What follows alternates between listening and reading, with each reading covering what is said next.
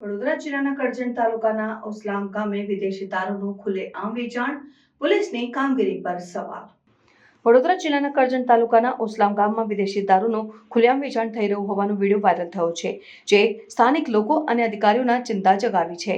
આ વિડીયોમાં પાનની દુકાનોની આડમાં બુટલેગરે વાઇન શોપ જેવી સુવિધાઓ ઊભી કરી છે, જ્યાં વિદેશી દારૂનું વેચાણ થઈ રહ્યું છે।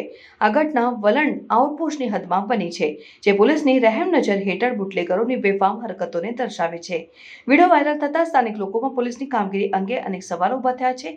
ગુજરાત રાજ્યમાં દારૂબંધી હોવા છતાં આવી ઘટનાઓ રાજ્યના કાયદા અને વ્યવસ્થાને પડકાર આપે છે। સ્થાનિક લોકો અને સમાજસેવકો પોલીસને આ બાબતે કડક કાર્યવાહી કરવાની માંગ કરી રહ્યા છે, જેથી આવી અસામાજિક પ્રવૃત્તિઓને રોકી શકાય। આ ઘટના પોલીસ અને સ્થાનિક પ્રશાસન માટે ચેતવણીરૂપ છે, જે તેમને તેમના વિસ્તારમાં કાયદાનું પાલન સુનિશ્ચિત કરવા અને અસામાજિક તત્વોને નિયંત્રિત કરવા માટે પ્રેરિત કરે છે।